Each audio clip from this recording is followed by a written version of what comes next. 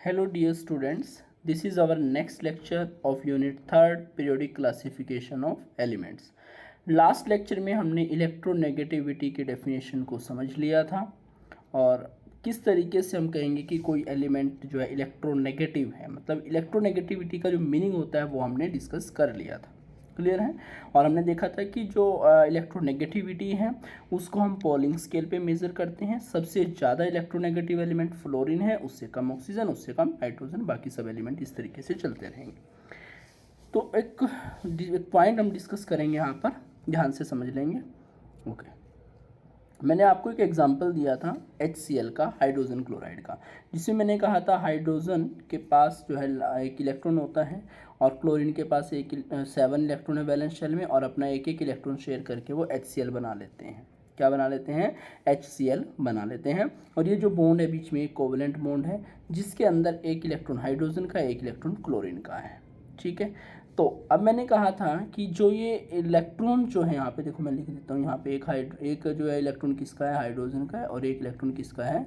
Chlorine का है। ठीक है, ये बना दिया है, थोड़ा ध्यान से देख लेना, ये 2 इलेक्ट्रॉन है बीच में। ठीक है, ग्रीन से जो बना रखे हैं ये इलेक्ट्रॉन समझ लेना इनको अभी। ओके, तो इन 2 इलेक्ट्रॉन को अपनी तरफ अट्रैक्ट करने की जो एलिमेंट की टेंडेंसी होगी उसको हम बोलेंगे इलेक्ट्रोनेगेटिविटी। इनको हाइड्रोजन भी अपनी तरफ अट्रैक्ट करने की कोशिश कर रहा है और क्लोरीन भी अपनी तरफ अट्रैक्ट करने की कोशिश कर रहा है। उसी टेंडेंसी को हम क्या बोलते हैं? इलेक्ट्रोनेगेटिविटी बोलते हैं। अब मैंने आपको कहा था कि जो क्लोरीन है उसकी इलेक्ट्रोनेगेटिविटी ज़्यादा है एज़ कम्पेयर टू हाइड्रोजन। क्यों? क्योंकि क्लोरीन का साइज स्मॉल होता है। बाकी अभी हम ट्रेंड्स पढ़ेंगे और कि अलोंग द पीरियड हम जाते हैं तो इलेक्ट्रोनेगेटिविटी इंक्रीज़ होगी या डिक्रीज़ होगी, टॉप टू बॉटम आएंगे तो इलेक्ट्रोनेगेटिविटी इंक्रीज़ होगी या डिक्रीज़ होगी, वो सब हम पढ़ेंगे। पर अभी के लिए आप इतना समझो कि इलेक्ट्रोनेगेटिविटी साइज़ के इन्वर्सली प्रोपोर्शनल है, मतलब जितना स्मॉल साइज़ होगा उसकी इलेक्ट्रोनेगेटिविटी उतनी ही ज़्यादा होगी।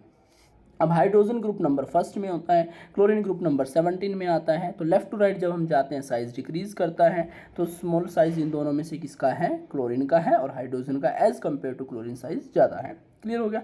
तो जिसका साइज स्मॉल होगा उसकी इलेक्ट्रोनेगेटिविटी भी ज़्यादा होगी, तो हम कह सकते हैं क्लोरीन की इलेक्ट्रोनेगेटिविटी ज़्यादा है। क्लोरीन की electronegativity as compare to hydrogen ज़्यादा है, तो क्लोरीन इन शेयर्ड पेयर इलेक्ट्रॉन को अपनी तरफ खींच करके रखेगा। अगर अपनी तरफ खींचेगा तो हम कह सकते हैं इलेक्ट्रॉन पे कैसा चार्ज होता है? इलेक्ट्रॉन पे नेगेटिव चार्ज। कैसा चार्ज होता है? Negative charge. तो क्लोरीन पे हल्का सा क्या आ जाएगा? नेगेटिव। उसको हम लिखेंगे पार्शियल नेगेटिव। इसको डेल्टा नेगेटिव या पार्शियल नेगेटिव आप कहेंगे। पार्शियल मतलब हल्का सा नेगेटिव आ गया, पूरी तरीके से इलेक्ट्रॉन क्लोरीन के पास नहीं गए हैं, क्योंकि पूरी तरीके से अगर चले गए तो वो एनायन बन जाएगा। अभी फिलहाल वो एनायन नहीं बन रहा है, सिर्फ अपनी तरफ अट्रैक्ट कर रहा है इलेक्ट्रॉन को, और उसकी वजह से इलेक्ट्रॉन पे नेगेटिव चार्ज, तो उनकी वजह से हम कहेंगे क्लोरीन पे क्या आ गया? Partial negative. अब क्योंकि इलेक्ट्रॉन थोड़ा सा शिफ्ट हो गए हैं क्लोरीन की तरफ हाइड्रोजन के कंपैरिजन में, तो हाइड्रोजन पे पार्शियल पॉजिटिव चार्ज आ जाएगा। क्या आ जाएगा? Partial positive charge. देखो ये कैटायन एनायन नहीं बन रहा है। कैटायन एनायन कब बनता है? जब कंप्लीट ट्रांसफर होता है इलेक्ट्रॉन का। एक एलिमेंट अपना इलेक्ट्रॉन कंप्लीटली दे देता है और दूसरा इलेक्ट्रॉन जो है, दूसरा एलिमेंट उस इलेक्ट्रॉन को गेन कर लेता है। ठीक है, कैटायन और एनायन बनते हैं, तो वहाँ पर कंप्लीट ट्रांसफर होता है इलेक्ट्रॉन का। यहाँ पे कंप्लीट ट्रांसफर नहीं हो रहा, यहाँ पर इलेक्ट्रॉन की सिर्फ शिफ्टिंग हो रही है इलेक्ट्रोनेगेटिविटी के डिफरेंस की वजह से। और इलेक्ट्रोनेगेटिविटी हमने डिस्कस करा क्या होता है? शेयर्ड पेयर इलेक्ट्रॉन को अपनी तरफ अट्रैक्ट करने की टेंडेंसी। और मैंने कहा साइज के इन्वर्सली प्रोपोर्शनल है। क्लोरीन का साइज स्मॉल है तो इलेक्ट्रोनेगेटिविटी हाइड्रोजन के कंपैरिजन में क्लोरीन की क्या हो जाएगी? ज़्यादा, जिसकी वजह से शेयर्ड पेयर इलेक्ट्रॉन किसकी तरफ चले जाएंगे? थोड़ा सा शिफ्ट हो जाएंगे क्लोरीन की तरफ, और उसकी वजह से क्लोरीन पे पार्शियल नेगेटिव आएगा क्योंकि इलेक्ट्रॉन्स पे नेगेटिव चार्ज होता है, और हाइड्रोजन पे क्या आ जाएगा? पार्शियल पॉजिटिव चार्ज आ जाएगा। तो इसकी वजह से हम कह सकते हैं पॉजिटिव और नेगेटिव 2 पोल्स जनरेट हो गए हैं। यहाँ पे क्या जनरेट हो गए हैं? पोल जनरेट हो गए हैं। तो ये जो मॉलिक्यूल है ये कैसा मॉलिक्यूल है? पोलर मॉलिक्यूल है। कैसा मॉलिक्यूल है ये? पोलर मॉलिक्यूल है। कैसा मॉलिक्यूल है ये? पोलर मॉलिक्यूल है। और जो हाइड्रोजन हमने बनाया था, हाइड्रोजन H2 मॉलिक्यूल बनाया था, इसमें जो इलेक्ट्रॉन शेयर्ड पेयर में है, अब हाइड्रोजन भी, क्योंकि एलिमेंट दोनों सेम है, इधर भी हाइड्रोजन है उधर भी हाइड्रोजन है, दोनों जगह क्या है? हाइड्रोजन है।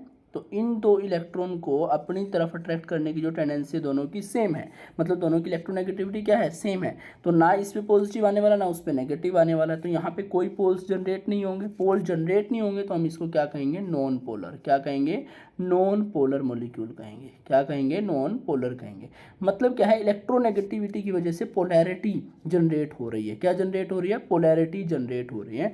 तो क्लोरीन ने क्या कर दिया है, यहाँ पे हाइड्रोजन को हम कह सकते हैं पोलराइज कर दिया। एक तरीके से आप ये कह सकते हो।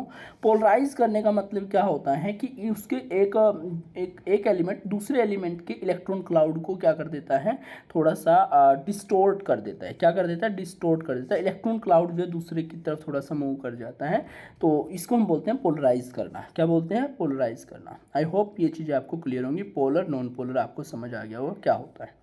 क्लियर है। पोलर कब बनेगा, जब वहाँ पे पोल्स जनरेट होंगे, पॉजिटिव नेगेटिव पोल जनरेट होंगे। और वो पोल जनरेट कैसे हो रहे हैं, इलेक्ट्रोनेगेटिविटी के डिफरेंस की वजह से हो रहे हैं। क्लियर है। आगे की तरफ मूव करते हैं। यही पॉइंट मुझे जो है एक्सप्लेन करना था। अब हम बिल्कुल सिंपल बातें रह गई, अब ध्यान से समझेंगे। Periodic trend of electronegativity, EN जो लिखा है, EN का मीनिंग क्या है, इलेक्ट्रोनेगेटिविटी। इलेक्ट्रोनेगेटिविटी के पीरियोडिक ट्रेंड को हम डिस्कस करेंगे। पीरियोडिक ट्रेंड से मीनिंग क्या है आप समझ ही गए होंगे कि एक ग्रुप में हम मूव करते हैं हम तो किस तरीके से वेरी करता है इलेक्ट्रोनेगेटिविटी, या अगर हम लेफ्ट टू राइट मूव करते हैं एक पीरियड में तो किस तरीके से वेरी करेगी इलेक्ट्रोनेगेटिविटी। ओके, तो सबसे पहले हम डिस्कस कर रहे हैं ग्रुप के अंदर। इन ए ग्रुप, अगर एक ग्रुप में हम टॉप टू बॉटम मूव करते हैं तो क्या क्या होता है, Z इंक्रीजेस, न्यूक्लियर चार्ज बढ़ता है। न्यूक्लियर चार्ज क्यों बढ़ रहा है, क्योंकि वहाँ पर एटॉमिक नंबर ही बढ़ रहा है। तो चाहे हम लेफ्ट टू राइट जाएं, चाहे हम टॉप टू बॉटम आए, एटॉमिक नंबर तो इंक्रीज कर ही रहा है। एटॉमिक नंबर इंक्रीज कर रहा है तो न्यूक्लियर चार्ज भी इंक्रीज कर रहा है। पर हम इतना जानते हैं, जब हम टॉप टू बॉटम आते हैं तो उस टाइम पर जो इफेक्टिव न्यूक्लियर चार्ज है वो ऑलमोस्ट कांस्टेंट रहता है। इफेक्टिव न्यूक्लियर चार्ज लगभग क्या रहता है, कांस्टेंट रहता है। नंबर ऑफ शेल क्या करती हैं, इंक्रीज करती हैं। एटॉमिक रेडियस क्या करती है, इंक्रीज करती है। तो अगर एटॉमिक रेडियस इंक्रीज कर रही है तो न्यूक्लियस और आउटर मोस्ट शेल का जो डिस्टेंस है वो क्या हो जाता है, बढ़ जाता है। ओके, तो उसकी वजह से हम क्या कहेंगे, जो फोर्स ऑफ अट्रैक्शन है न्यूक्लियस के बीच में और जो एडेड इलेक्ट्रॉन है उनके बीच में वो क्या हो जाती है, डिक्रीज हो जाती है, कम हो जाती है। तो हम कहेंगे इलेक्ट्रोनेगेटिविटी क्या हो जाएगी, डाउन द ग्रुप जो हम जाएंगे डिक्रीज करेगी। क्या करेगी, इलेक्ट्रोनेगेटिविटी डिक्रीज। मतलब क्योंकि न्यूक्लियस का और वैलेंस शेल का डिस्टेंस ज़्यादा होने की वजह से जो न्यूक्लियस है इलेक्ट्रॉन को अपनी तरफ नहीं अट्रैक्ट कर पा रहा है अच्छे से। क्लियर है। और इलेक्ट्रोनेगेटिविटी क्या होता है, शेड पे इलेक्ट्रॉन को अपनी तरफ अट्रैक्ट करना। अब न्यूक्लियस वैलेंस शेल से दूर होने की वजह से उन शेड पे इलेक्ट्रॉन को अपनी तरफ अट्रैक्ट ही नहीं कर पा रहा है। क्लियर हो गया। तो जब हम टॉप टू बॉटम मूव करते हैं तो साइज इंक्रीज करता है और उसकी वजह से इलेक्ट्रोनेगेटिविटी क्या करती है, डिक्रीज करती है। इलेक्ट्रोनेगेटिविटी क्या करती है, डिक्रीज करती है। ओके, उसके बाद हम बात कर लेते हैं कि पीरियोडिक ट्रेंड इलेक्ट्रोनेगेटिविटी का इन ए पीरियड। एक पीरियड में अलोंग द पीरियड जब हम मूव करते हैं, फ्रॉम लेफ्ट टू राइट जब हम मूव करते हैं तो क्या होता है, when we move from left to right जब हम मूव करते हैं तो न्यूक्लियर चार्ज इंक्रीज करेगा। जेड इंक्रीज करता है। क्यों इंक्रीज करता है न्यूक्लियर चार्ज, ऑफकोर्स सीधी सी बात है, अभी मैंने आपको बताया कि एटॉमिक नंबर इंक्रीज करता है। एटॉमिक नंबर इंक्रीज करेगा तो जेड भी इंक्रीज करेगा, मतलब न्यूक्लियर चार्ज भी इंक्रीज करेगा। पर साथ ही साथ जब हम लेफ्ट टू राइट मूव करते हैं इफेक्टिव न्यूक्लियर चार्ज भी इंक्रीज करता है। जेड स्टार, जेड इफेक्टिव भी इंक्रीज करता है, इफेक्टिव न्यूक्लियर चार्ज भी इंक्रीज करता है। नंबर ऑफ शेल कांस्टेंट रहती है, क्योंकि एक पीरियड में जब हम मूव कर रहे हैं, अगर सेकंड पीरियड में मूव कर रहे हैं तो हाईएस्ट नंबर की शेल वहाँ पे सेकंड ही होगी, तो कोई नई शेल वहाँ पे ऐड नहीं होती है।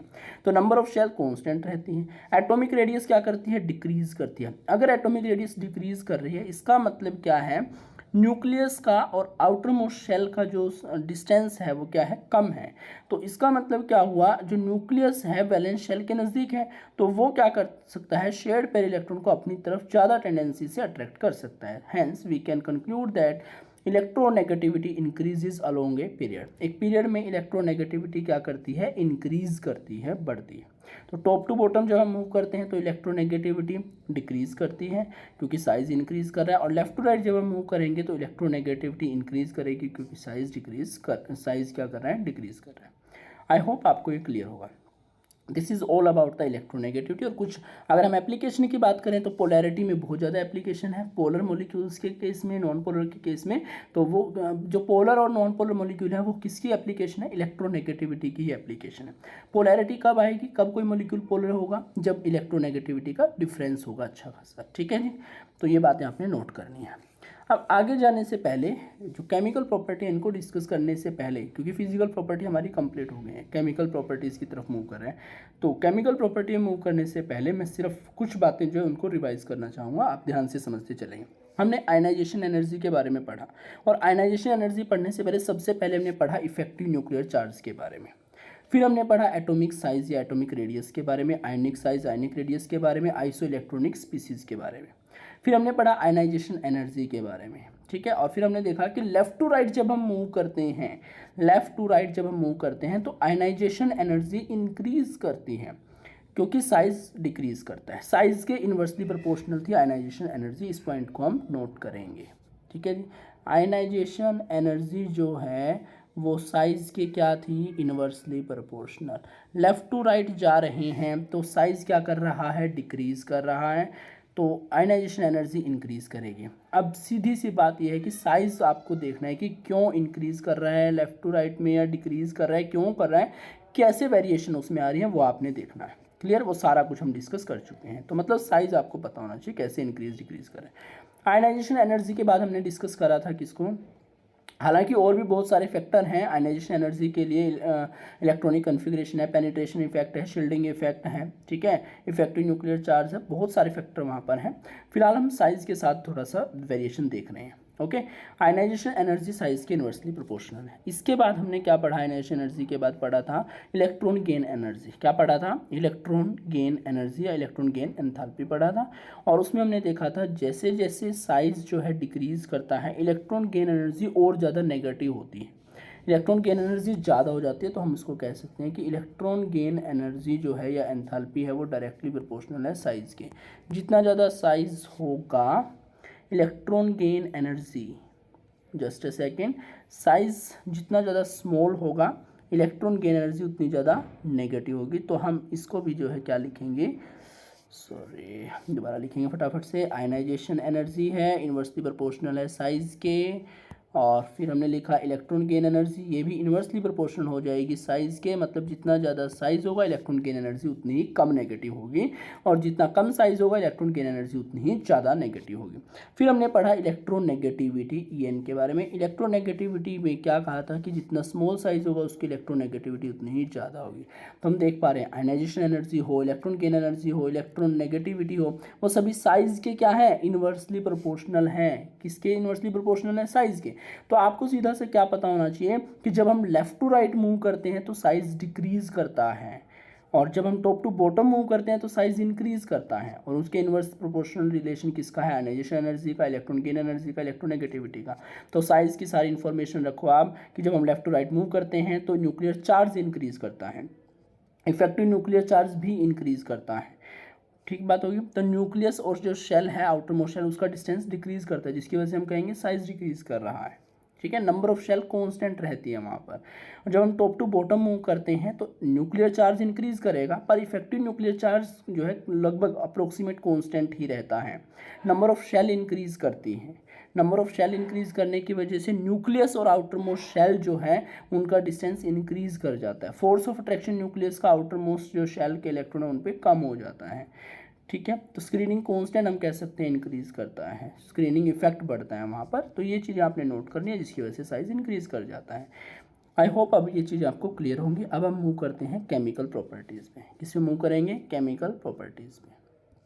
हाँ जी, periodic trend in the chemical properties, इसमें पढ़ेंगे पीरियोडिसिटी ऑफ वैलेंस और ऑक्सीडेशन स्टेट के बारे में पढ़ेंगे, एनोमलस प्रॉपर्टीज़ पढ़ेंगे सेकंड पीरियडिक एलिमेंट की, और फाइनली हम पढ़ेंगे केमिकल रिएक्टिविटी के बारे में। क्लियर है, ओके। तो इसमें हम पढ़ रहे हैं पीरियोडिसिटी ऑफ वैलेंस और ऑक्सीडेशन स्टेट। तो सबसे पहले हमें पता होना चाहिए वैलेंस के बारे में, वैलेंसी के बारे में हमें पता होना चाहिए। हाँ, वर्ड यहाँ पे क्या है, ये वैलेंसी की बात कर रहे हैं, तो इसको हम समझ लेते हैं। तो वैलेंस, देखो आपको पता है जो लास्ट शेल होती है उसको हम क्या बोलते हैं, वैलेंस शेल। क्या बोलते हैं, वैलेंस शेल बोलते हैं। और जो लास्ट शेल में इलेक्ट्रॉन्स होते हैं उनको बोलते हैं वैलेंस इलेक्ट्रॉन। क्या बोलते हैं, वैलेंस इलेक्ट्रॉन। ओके। जो लास्ट शेल होती है उसको बोलते हैं वैलेंस शेल, और लास्ट शेल में जो इलेक्ट्रॉन होते हैं, वैलेंस शेल में जो इलेक्ट्रॉन होते हैं उनको बोलते हैं वैलेंस इलेक्ट्रॉन। और एक वर्ड है वैलेंसी, क्या वर्ड है? वैलेंसी।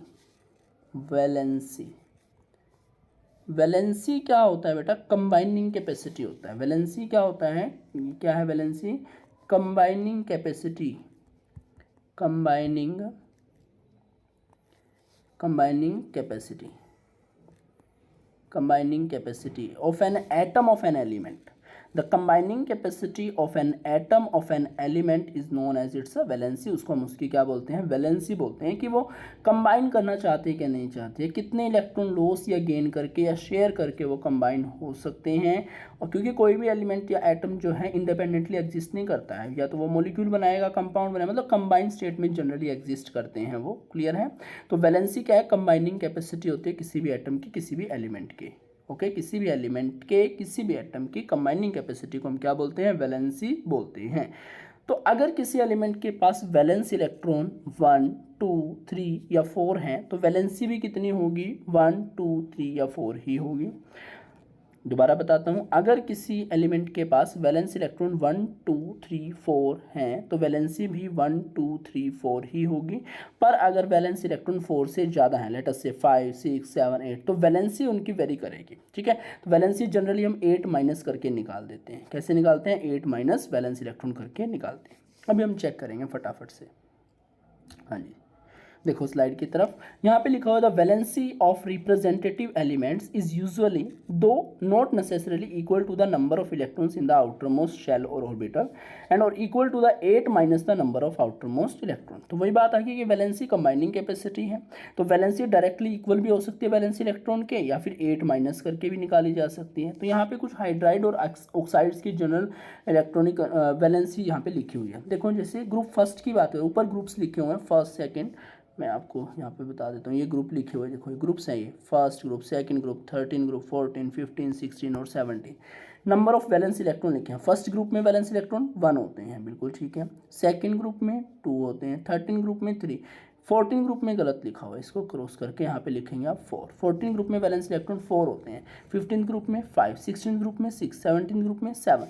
और अगर मैं 18 ग्रुप की बात करूँ, 18 ग्रुप में हीलियम के पास तो होते हैं 2। अगर हम हीलियम की बात करें, हीलियम के पास वैलेंस इलेक्ट्रॉन 2 हैं, बाकी सबके पास वैलेंस इलेक्ट्रॉन 8 होते हैं। कितने होते हैं? 8 होते हैं। ओके, नंबर ऑफ अब बात कर लेते हैं वैलेंसी। ये जो लास्ट में वैलेंस लिखा हुआ, दिस इज वैलेंसी, आप इसको वैलेंसी नोट करें, वैलेंसी है। तो अगर वैलेंस इलेक्ट्रॉन 1 है तो वैलेंसी भी 1, वैलेंस इलेक्ट्रॉन 2 है तो वैलेंसी भी 2, वैलेंस इलेक्ट्रॉन 3 है तो वैलेंसी भी 3, वैलेंस इलेक्ट्रॉन 4 है तो वैलेंसी भी 4। पर अगर वैलेंस इलेक्ट्रॉन 4 से ज़्यादा है तो 8 माइनस करके हम जनरली निकालते हैं। जैसे यहाँ पर हमने लिखा कि वैलेंस इलेक्ट्रॉन अगर यहाँ पे क्या है 5 है तो वैलेंसी कितनी आएगी? 8 माइनस 5 करके आप निकालो 3 आएगी। ऐसे यहाँ पे 8 माइनस 6 करके निकालोगे 2 आएगी। ऐसे यहाँ पे 8 माइनस 7 करके निकालोगे ये 1 आएगी। ये जनरल है इनकी, ठीक है। बाकी ये 5 भी शो कर सकते हैं, 6 भी शो कर सकते हैं, 7 भी शो कर सकते हैं, डिपेंडिंग अपॉन द कंपाउंड्स पे डिपेंड करते हुए। क्लियर हो गया? जनरल कौन सी है वो हम यहाँ पे नोट करेंगे। जनरल ये 3, 2, 1। ये कैसे आया है? वैलेंस इलेक्ट्रॉन को 8 में से माइनस कराया, तो देखो जैसे यहाँ पे 8 माइनस 5 करा तो कितना आया? 3, 8 माइनस 6 करा तो कितना आया? 2 आया, 8 माइनस 7 करा तो 1 आया। इस तरीके से अगर हम बात करें ग्रुप नंबर 18 जिसमें हेलोजेंस हैं, अब हेलोजेंस में देखो हीलियम के पास तो 2 ही वैलेंस इलेक्ट्रॉन है, तो वैलेंसी कितनी होनी चाहिए थी? 2, पर 2 नहीं होती बेटा, 0 होती है वैलेंसी। हीलियम की कितनी होती है? 0। कैसे होती है हीलियम की वैलेंसी 0? वैलेंसी अभी हमने कहा क्या होती है? कंबाइनिंग कैपेसिटी होती है। क्या होती है valency? Combining capacity. And we all know very well that helium is a noble gas. Helium क्या है? एक नोबल गैस है, इनर्ट गैस है। इनर्ट गैस जो होती हैं उनकी जो शेल होती है वो कंप्लीटली फिल्ड है। अब हीलियम की इलेक्ट्रॉनिक कॉन्फ़िगरेशन अगर हम लिखते हैं तो कैसे लिखते हैं? 1s2। कैसे लिखते हैं? 1s2 लिखते हैं। अब एस में 2 ही इलेक्ट्रॉन आ सकते हैं, तो उसकी जो शेल है वो क्या है? फुलफिल्ड है। फुलफिल्ड है तो हम क्या कहेंगे कि जो जिन एलिमेंट की शेल कंप्लीट होती है, फुली फिल्ड होती है, वो नोबल गैस है, इनर्ट होते हैं वो। तो इनर्ट होने की वजह से हम ये क्या कहेंगे कि उनकी कंबाइनिंग कैपेसिटी 0 है। जब उनकी शेल ऑलरेडी कंप्लीट है तो ना वो इलेक्ट्रॉन लॉस करना चाहते हैं, ना गेन करना चाहते हैं, ना शेयर करना चाहते, तो उनकी कंबाइनिंग कैपेसिटी 0 होती है। हालांकि हीलियम के वैलेंस इलेक्ट्रॉन 2 हैं, पर उनकी जो वैलेंसी होगी हीलियम की वो 0 रहेगी। बाकी सभी नोबल गैसेस की भी वैलेंसी 0 होगी। क्या होगी? 0 होगी। आई होप आपको वैलेंस इलेक्ट्रॉन और वैलेंसी का कॉन्सेप्ट क्लियर होगा। ठीक है। वैलेंसी होता क्या है, कंबाइनिंग कैपेसिटी होता है, और वैलेंस इलेक्ट्रॉन क्या होते हैं, आउटर मोस्ट शेल में कितने इलेक्ट्रॉन है वो उसके वैलेंस इलेक्ट्रॉन होते हैं। ओके, आगे बढ़ते हैं अब हम। हाँ जी, नेक्स्ट स्लाइड है पीरियोडिसिटी ऑफ वैलेंसी और ऑक्सीडेशन स्टेट। ये ऑक्सीडेशन स्टेट या वैलेंसी किस तरीके से वेरी करते हैं जरा उसकी हम बात करेंगे। पहले यहाँ पे वर्ड देख लेते हैं हम ऑक्सीडेशन स्टेट के बारे में। The oxidation state of an element in a particular compound can be defined as the charge acquired by its atom on the basis of electronegativity consideration from other atoms in the molecule. अगर एक molecule में है कोई element, molecule में है, तो molecule में होने की वजह से इलेक्ट्रोनेगेटिविटी को कंसीडर करते हुए उस एलिमेंट पे कितना चार्ज अपीयर हो रहा है या हमें लग रहा है कि इस पे कितना चार्ज हो सकता है, वो उसकी ऑक्सीडेशन स्टेट होगी। क्या होगी वो उसकी ऑक्सीडेशन स्टेट। एक रफ आइडिया मैं आपको समझाता हूँ कैसे होता है, ध्यान से समझेंगे। अगर कोई एलिमेंट ऑलरेडी आयोनिक फॉर्म में है, किस में है, आयोनिक फॉर्म में है, जैसे मैंने लिख करके दिया आपको Na पॉजिटिव, या मैं आपको लिख करके दूँ Cl नेगेटिव, या मैं लिख करके दूँ Mg2 पॉजिटिव। इस तरीके से अगर कोई आयनिक फॉर्म में है, अगर मैं लिख करके दूँ O2 नेगेटिव, अगर कोई आयनिक फॉर्म में है ऑलरेडी, तो उस पर जो भी चार्ज होगा वही उसकी ऑक्सीडेशन स्टेट हो जाएगी। वही क्या हो जाएगी, उसकी ऑक्सीडेशन स्टेट। तो यहाँ पे सोडियम के ऊपर कितना चार्ज दिखाई दे रहा है, +1, तो इसकी ऑक्सीडेशन स्टेट कितनी होगी, +1। क्लोरीन पे कितना दिखाई दे रहा है, -1, तो इसकी ऑक्सीडेशन स्टेट क्या होगी, -1। मैग्नीशियम पे कितना दिखाई दे रहा है, +2, तो इसकी ऑक्सीडेशन स्टेट कितनी हो जाएगी, +2। ऑक्सीजन पे कितना दिखाई दे रहा है, -2, तो इसकी ऑक्सीडेशन स्टेट कितनी हो जाएगी, -2 हो जाएगी। क्लियर हो गया। तो अगर कोई आयनिक स्टेट में है एटम, तो उसके ऊपर जो भी चार्ज होगा वही उसका क्या हो जाएगा, ऑक्सीडेशन स्टेट हो जाएगा। पर अगर कोई नॉर्मल अपने नॉर्मल स्टेट में है, ठीक है, नॉर्मल स्टेट, जैसे हाइड्रोजन की बात करूँ तो वो गैस की फॉर्म में होता है H2, क्लोरीन की बात करूँ तो वो Cl2 की फॉर्म में होगा। जनरल बात कर रहे हैं हम। अगर हम ऑक्सीजन की बात करें तो O2। अगर वो नॉर्मल कंपाउंड की फॉर्म में, नॉर्मल मॉलिक्यूल जो उसका एग्जिस्ट करता है, नॉर्मल स्टेट में अगर वो अवेलेबल है, तो उनकी जो ऑक्सीडेशन स्टेट है वो 0 हो जाएगी। कितनी हो जाएगी, 0। तो हाइड्रोजन की ऑक्सीडेशन स्टेट 0 है, क्लोरीन की भी यहाँ पे 0, ऑक्सीजन की भी 0। तो अगर कोई नॉर्मल फॉर्म से एग्जिस्ट कर रहे हैं तो उनकी ऑक्सीडेशन स्टेट क्या हो जानी है, 0 हो जाएगी। जैसे कार्बन की बात करें तो कार्बन या तो ग्रेफाइट की फॉर्म में मिलेगा हमें, या डायमंड की फॉर्म में। किसकी फॉर्म में, ग्रेफाइट या डायमंड। ये दोनों ही क्या है, इसकी नॉर्मल फॉर्म्स हैं जो जनरली एग्जिस्ट करते हैं। तो दोनों में जो कार्बन की ऑक्सीडेशन स्टेट होगी वो क्या हो जाएगी, 0 हो जाएगी। क्या हो जाएगी, वो 0 हो जाएगी। क्लियर हो गया। इस तरीके से हम ऑक्सीडेशन स्टेट फाइंड आउट करते हैं।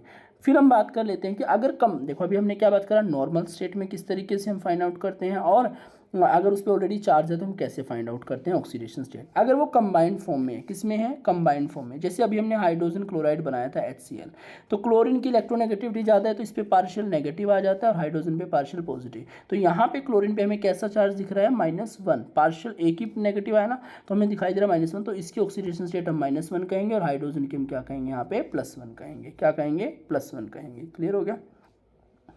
आई होप अब आपको चीज़ें क्लियर होंगी। जैसे अगर हम बात कर लेते हैं MgCl2 की, किसकी बात करें, MgCl2 की, तो ये MgCl2 एक बार अच्छे से समझते हैं। MgCl2 क्या है, MgCl2। अब MgCl2 कैसे बना होगा, मैग्नीशियम ने 2 इलेक्ट्रॉन लॉस करके Mg2 पॉजिटिव बनाया होगा, और 2 क्लोरीन आए होंगे, हर एक क्लोरीन ने एक एक इलेक्ट्रॉन गेन करा होगा।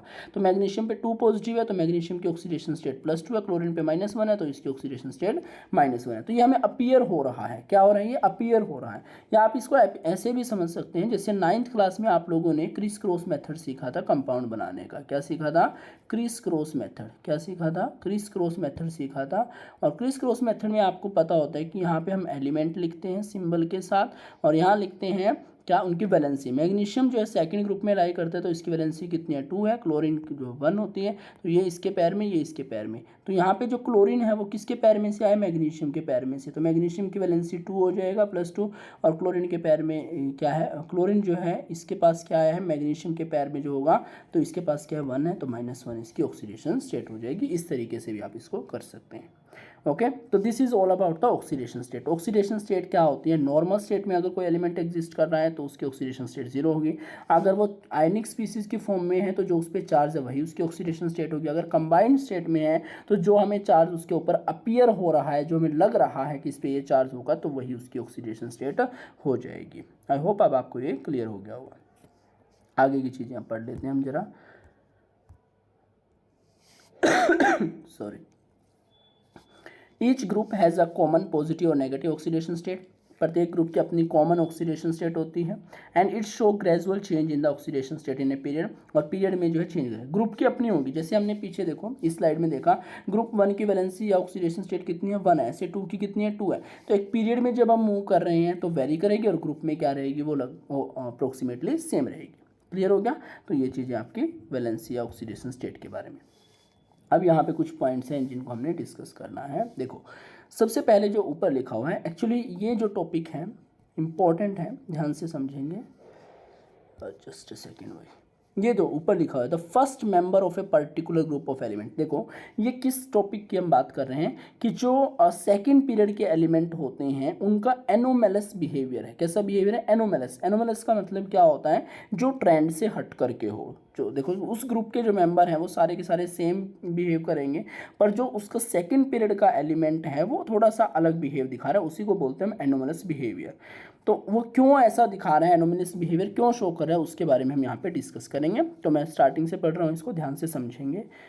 The first member of a particular group of elements in the S and P blocks show somewhat different chemical behavior as compare to the other member of the same group. जो first member होता है किसी particular group का element में in s and p block के अंदर, simply किसकी बात करें हम, एस और पी ब्लॉक की। तो एस और पी ब्लॉक में किसी पर्टिकुलर ग्रुप का जो फर्स्ट मेंबर होता है, जनरली सेकंड पीरियड के जो एलिमेंट होते हैं, show somewhat different chemical behaviour, अलग केमिकल बिहेवियर शो करते हैं as compare to other members of the same group, same group के दूसरे मेंबर के कंपेरिजन में। इसी को हम बोलते हैं anomalous behaviour of the second period elements. These difference arises due to, ये किसकी वजह से होते हैं, क्यों ऐसा मतलब रीज़न हम दे पा रहे हैं, क्या रीज़न हम इसके लिए देंगे वो समझना है। तो सबसे फर्स्ट पॉइंट है स्मॉल साइज़। क्या है? Small size. जो उस ग्रुप के अंदर जो हम जानते हैं टॉप टू बॉटम जब हम मूव करते हैं तो साइज़ इंक्रीज़ करता है। तो सबसे छोटा साइज़ किसका होगा? जो फर्स्ट मेंबर होगा। तो सेकंड पीरियड का एलिमेंट जो उसका साइज़ अपने ग्रुप में सबसे ज़्यादा स्मॉल होता है। एक तो स्मॉल साइज़ होने की वजह से वो सबसे अलग बिहेवियर शो करता है। उसके बाद है large charge to radius ratio. Charge to radius ratio ज़्यादा होता है क्योंकि चार्ज तो सभी पे सेम है, पर उसका साइज़ क्या है? स्मॉल है। सेकंड मेंबर का साइज़ क्या है? स्मॉल है।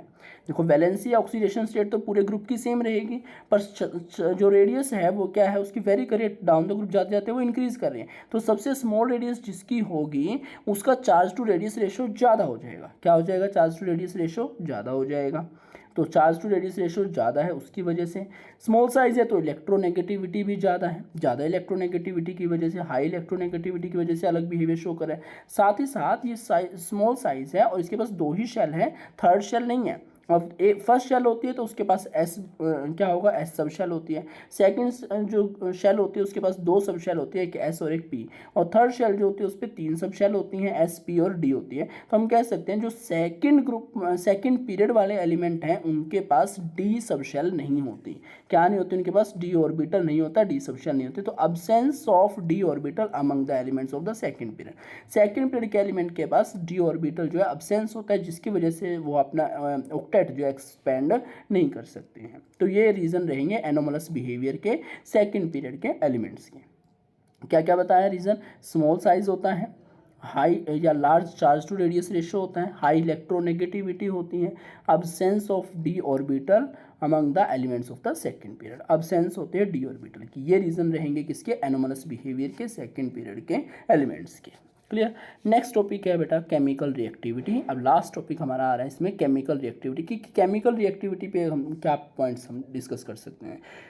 तो पॉइंट देखेंगे, सबसे फर्स्ट पॉइंट है, बिल्कुल ध्यान से समझेंगे। Chemical reactivity is highest at the 2 extremes of a period and lowest in the centre.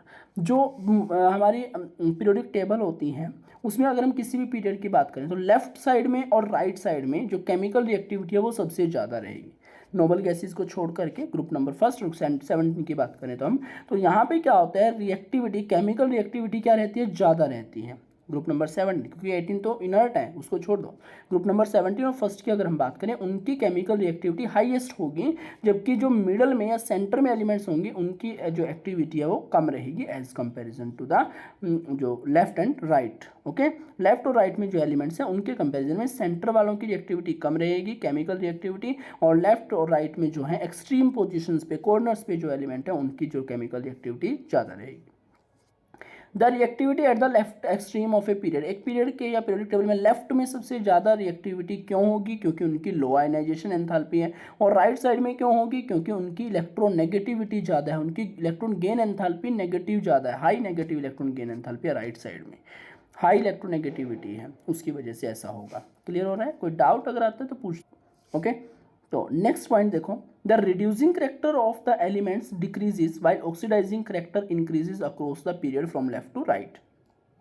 Reducing character की हम बात करते हैं, रिड्यूसिंग का मतलब समझेंगे, वैसे 10th क्लास में भी हमने डिस्कस किया हुआ, फिर भी हम एक बार समझ लेंगे। देखो रिड्यूसिंग, क्या वर्ड यहाँ पे लिखा हुआ है, रिड्यूसिंग।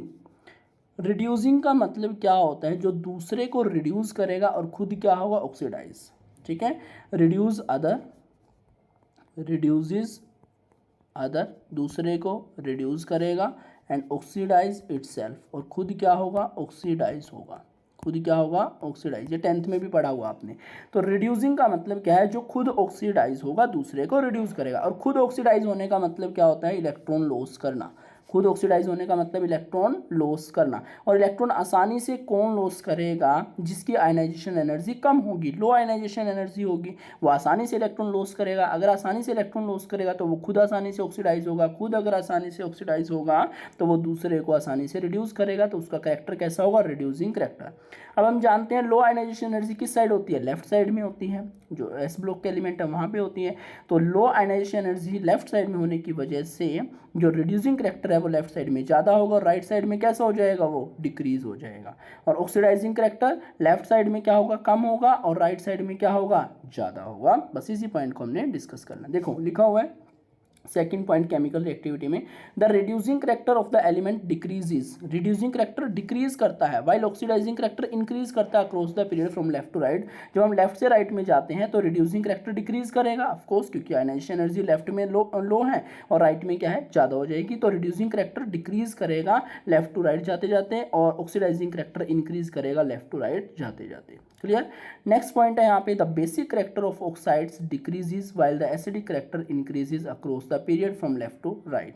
जो बेसिक करेक्टर होता है ऑक्साइड्स का वो डिक्रीज करता है, व्हाइल जो एसिडिक करेक्टर होता है वो इंक्रीज करता है अक्रॉस द पीरियड। जो ऑक्साइड्स की बात कर रहे हैं हम, किसकी बात कर रहे हैं, ऑक्साइड्स की।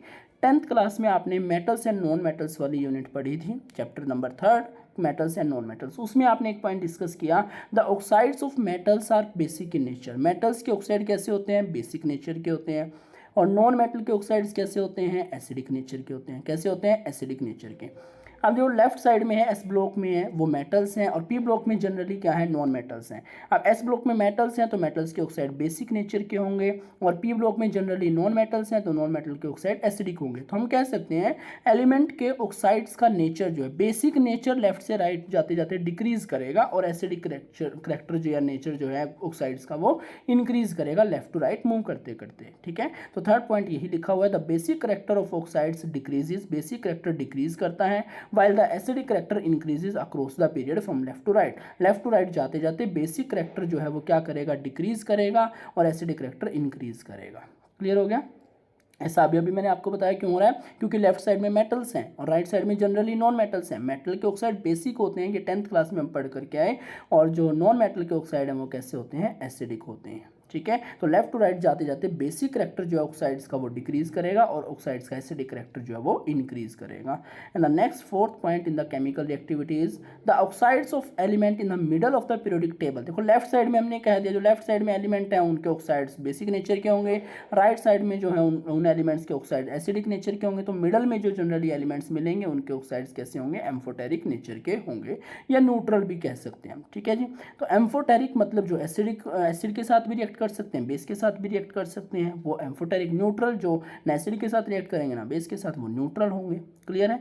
तो एम्फोटेरिक में जैसे एल्यूमिनियम ऑक्साइड Al2O3, और 10th क्लास में एक हमने पढ़ा था ZnO जिंक ऑक्साइड। एल्यूमिनियम और जिंक के ऑक्साइड हम पढ़ के आए 10th क्लास में, मेटल एंड नॉन मेटल में, कि एम्फोटेरिक नेचर के होते हैं। बिल्कुल 10th क्लास में जो NCERT का डाटा आप उठा करके देख सकते हैं, मेटल्स एंड नॉन मेटल्स, उसमें बिल्कुल पॉइंट्स लिखे हुए हैं कि जो एल्यूमिनियम ऑक्साइड है Al2O3, या जिंक ऑक्साइड है ऑक्साइड NO, ये कैसे होते हैं, एम्फोटेरिक नेचर के होते हैं। एक आर्सेनिक ऑक्साइड लिखा हुआ है AS2O3, ये भी कैसे यहाँ पे एम्फोटेरिक है। और भी एग्जाम्पल यहाँ पे हो सकते हैं। ऐसे न्यूट्रल ऑक्साइड कौन कौन से आएंगे, N2O लिखा हुआ है, NO लिखा हुआ है, CO लिखा हुआ है, ठीक है।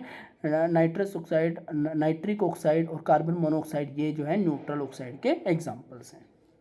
क्लियर, कोई डाउट है तो आप कमेंट सेक्शन में पूछ लेंगे, ठीक है। नेक्स्ट हम चलते हैं, जरा बिल्कुल लास्ट टॉपिक रह गया हमारा, इसको डिस्कस कर लेते हैं। डायगोनल रिलेशनशिप इंपॉर्टेंट है, पेपर में आ जाता है क्वेश्चन यहाँ से भी।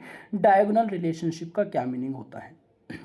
Some elements of certain groups of second period resembles much in periodic properties with the elements of the third period of the next group। क्या कह रहे हैं, सेकेंड पीरियड के कुछ एलिमेंट्स जो हैं वो नेक्स्ट ग्रुप के थर्ड पीरियड के एलिमेंट के साथ प्रॉपर्टी में सिमिलरिटी शो करते हैं, रिजेंबल शो करते हैं। रिजेंबलनेस मतलब सिमिलरिटी शो करते हैं। That is elements of second and third period, second और थर्ड पीरियड के elements diagonally related in the properties, property में रिलेट करते हैं। This phenomenon is known as the diagonal relationship. इसी फिनोमिना को क्या कहा जाता है, डायगोनल रिलेशनशिप कहा जाता है, ठीक है जी। क्या कह रहे हैं हम, some elements of the certain groups of second period resemble within much in properties with the elements of the third period in the next group। that is elements जो हैं second और third period के वो diagonally properties में similar हैं। इसी phenomena को क्या कहा जाता है, डायगोनल रिलेशनशिप। नीचे देखो एग्जांपल से क्लियर किया हुआ है। सेकेंड पीरियड के एलिमेंट लिखे हुए हैं लिथियम, बेरिलियम, बोरोन, कार्बन। ऐसे थर्ड पीरियड के एलिमेंट लिखे हुए हैं sodium, magnesium, aluminium, silicon. Lithium की कुछ कुछ प्रॉपर्टी जो है वो किसके जैसी हैं, मैग्नीशियम के जैसी हैं। बेरिलियम की कुछ कुछ प्रॉपर्टी किसके जैसी हैं, एल्यूमिनियम के जैसी हैं। और बोरोन की कुछ कुछ प्रॉपर्टी किसके जैसी हैं, सिलिकॉन की जैसी हैं। तो ये क्या है, डायगोनली रिलेट कर रही हैं, ठीक है। इनकी प्रॉपर्टीज डायगोनली रिजेंबल कर रही हैं। तो इसी फिनोमिना को हम क्या बोलते हैं, डायगोनल रिलेशनशिप। सेकंड पीरियड के जो एलिमेंट हैं वो थर्ड पीरियड के नेक्स्ट ग्रुप के एलिमेंट के साथ डायगोनली रिलेट कर रहे हैं प्रॉपर्टीज में। इसी फिनोमिना को क्या बोलते हैं, डायगोनल रिलेशनशिप हम बोलते हैं। क्लियर हो गया। अब इसका रीज़न क्या होता है, डायगोनली मतलब क्यों ऐसा हो रहा है, तो उसका रीज़न हम जो है जान लेते हैं। हाँ जी, तो रीज़न क्या रहेगा, एक तो similar atomic radii. Atomic radii क्या है, सिमिलर है। सिमिलर एटॉमिक रेडियाई होती है इनकी। डायगोनली जो एलिमेंट प्लेस हैं उनके एटॉमिक रेडियस सिमिलर होने की वजह से प्रॉपर्टी सिमिलर आ रही हैं, ठीक है। क्योंकि हमने देखा जनरली जो प्रॉपर्टी आयनाइजेशन एनर्जी है, इलेक्ट्रॉन गेन एनर्जी है, इलेक्ट्रोनेगेटिविटी है, वो सभी किस पे डिपेंड कर रहे हैं, साइज पे, मतलब एटॉमिक रेडियस पे। अगर वो प्रॉपर्टी सिमिलर शो कर रहे हैं इसका मतलब एटॉमिक रेडियस अप्रोक्सीमेटली क्या आ रही है, उनकी सिमिलर आ रही है। उनकी इलेक्ट्रोपॉजिटिविटी क्या है, सिमिलर है। इलेक्ट्रोपॉजिटिविटी का मतलब इलेक्ट्रॉन लॉस करने की टेंडेंसी, वो क्या है, सिमिलर है। Similar polarising power, polarising power similar होने का मतलब इलेक्ट्रोनेगेटिविटी अप्रोक्सीमेट क्या है, उनकी सिमिलर है। तो ये आप इसके रीजन लिखेंगे। These are the reasons for the diagonal relationship. ये डायगोनल रिलेशनशिप के कुछ रीजंस हैं, ठीक है जी। Similar atomic radii, similar electropositivity, similar polarising power, these are the reasons for the diagonal relationship. Okay, I hope आपको ये सब कुछ क्लियर होगा। कोई डाउट अगर आपको हो तो कमेंट सेक्शन में पूछ सकते हैं। इसी के साथ हमारा जो थ्योरेटिकल पूरा पोर्शन है यूनिट थर्ड का वो कंप्लीट हो गया है। कोई हमने पूरी रिवीजन जो है थर्ड यूनिट की कर ली है। फिर भी कोई डाउट है तो आप कमेंट सेक्शन में पूछ सकते हैं। Thank you and have a nice day.